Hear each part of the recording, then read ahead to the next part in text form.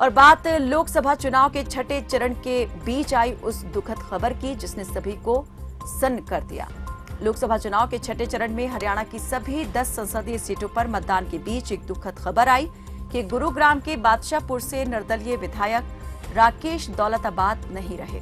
45 वर्ष की उम्र में हार्ट अटैक से उनका निधन हो गया। सुबह 10:30 बजे हार्ट अटैक आने के बाद उन्हें पालम विहार स्थित मणिपाल हॉस्पिटल में भर्ती करवाया गया था, जहां उनका कुछ देर तक उपचार चला, लेकिन निर्दलीय विधायक की जान नहीं बचाई जा सकी।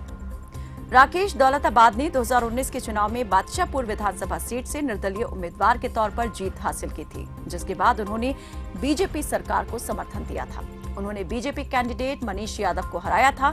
राकेश दौलताबाद ने बादशाहपुर से इंडियन नेशनल लोकदल के टिकट पर 2 बार विधानसभा का चुनाव लड़ा। हालांकि दोनों ही बार उन्हें हार का सामना करना पड़ा था, लेकिन उन्होंने हार नहीं मानी और तीसरी बार निर्दलीय चुनाव लड़ने का फैसला किया और इस बार उन्हें जीत हासिल हुई। दिवंगत विधायक के 2 बच्चे हैं। 2 साल पहले कोविड में उनके छोटे भाई की मौत हो गई थी। राकेश दौलताबाद की छवि एक समाज सेवी की थी। विधायक के रिश्तेदारों ने बताया कि सुबह वोट डालकर राकेश अपने फार्म हाउस पर आराम करने गए थे। वहां सुबह करीब 10 बजे उन्हें हार्ट अटैक आया। इसके बाद उन्हें निजी अस्पताल ले जाया गया, जहां इलाज के दौरान राकेश की मौत हो गई। गुरुग्राम के पालम विहार मणिपाल अस्पताल में उन्होंने अंतिम सांस ली। राकेश दौलताबाद के परिवार के सदस्य तरुण ने बताया कि आज सुबह राकेश के सीने में दर्द होने लगा था। वो वोट डालकर फार्म हाउस पर गए थे, वहीं उनकी तबीयत बिगड़ी। इसके बाद उन्हें अस्पताल ले जाया गया, जहां उनका देहांत हो गया।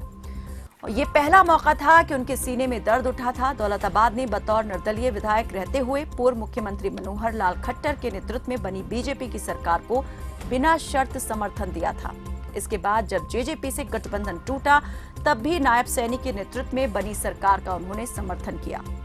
लोकसभा चुनाव के बीच बीजेपी सरकार से 3 निर्दलीय विधायकों ने समर्थन वापस ले लिया। उन्होंने भूपेंद्र हुड्डा की मौजूदगी में रोहतक में कांग्रेस का समर्थन किया। इसमें धर्मवीर कौंदर, सोमवीर सांगवान और रणधीर गोलन शामिल थे। हालांकि इन 3 के अलावा दौलताबाद की भी सरकार से समर्थन वापस लेने की खूब चर्चा हुई, मगर उन्होंने इन 3 विधायकों का साथ नहीं दिया। उन्होंने बाद में एक वीडियो जारी कर बीजेपी सरकार का ही समर्थन करने का ऐलान किया था। राकेश दौलताबाद कोरोना काल के दौरान चर्चा में आए थे।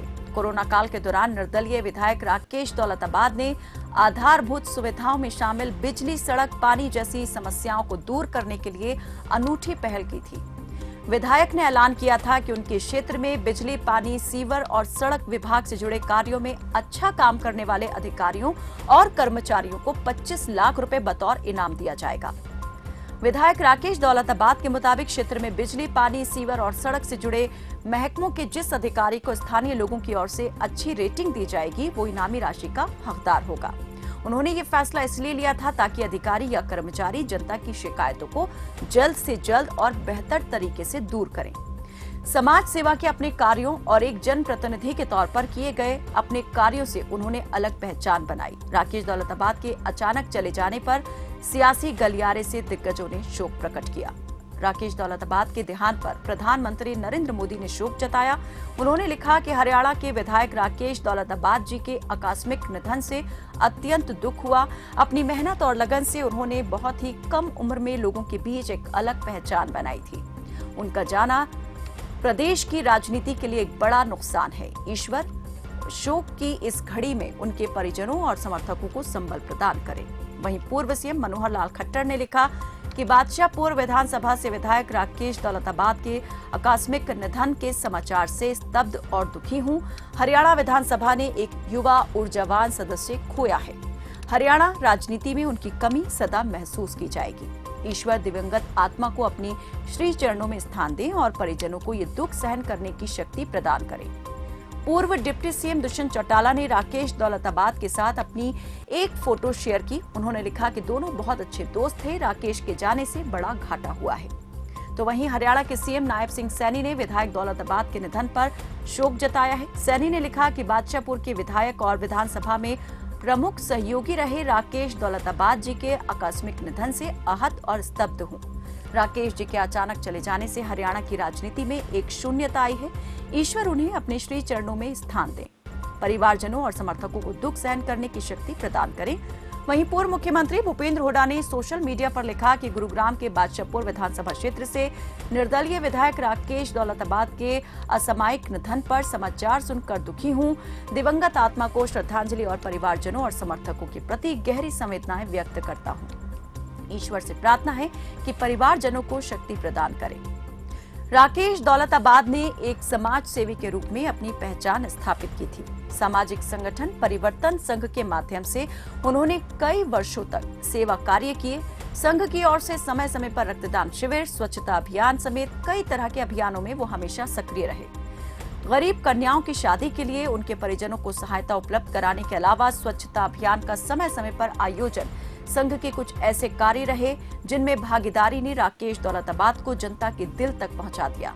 अपने इन सभी कामों की वजह से उन्होंने कम से कम समय में इलाके के बड़े सामाजिक कार्यकर्ता के साथ ही एक सशक्त नेता के रूप में अपनी पहचान बना ली थी। इसका परिणाम ये रहा कि बादशाहपुर विधानसभा क्षेत्र से वर्ष 2009 के दौरान अपने पहले चुनाव में ही उन्होंने कांग्रेस प्रत्याशी और पूर्व मंत्री राव धर्मपाल को जबरदस्त टक्कर दी थी। दूसरी बार मोदी लहर के दौरान भी बीजेपी प्रत्याशी राव नरबीर सिंह को जबरदस्त टक्कर दी, लेकिन उन्होंने हार नहीं मानी और तीसरी बार निर्दलीय चुनाव लड़ने का फैसला किया और इस बार उन्हें जीत हासिल हुई। उधर निर्दलीय विधायक राकेश दौलताबाद के निधन के बाद राज्य की नायब सिंह सैनी सरकार एक और मुश्किल में फंस गई है। राकेश हरियाणा की बादशाहपुर विधानसभा सीट से विधायक थे। निर्दलीय विधायक की मौत के बाद पहले से अल्पमत में चल रही नायब सिंह सैनी सरकार के सामने बड़ा बहुमत का आंकड़ा जो है हासिल करना एक बड़ी चुनौती बन गई है। 3 निर्दलीय विधायकों की ओर से समर्थन वापस लिए जाने के बाद पहले से अल्पमत में चल रही सैनी सरकार के पास एक और विधायक की कमी हो गई है। हालांकि लोकसभा चुनाव के साथ साथ करनाल में विधानसभा का उपचुनाव भी हो चुका है। पूर्व सीएम मनोहर लाल खट्टर के इस्तीफे के बाद ये सीट खाली हुई थी और इस सीट से नायब सिंह सैनी चुनावी मैदान में है। ऐसे में अगर उपचुनाव में सैनी की जीत हो जाती है तो ये बीजेपी की राह और आसान कर देगी। चलिए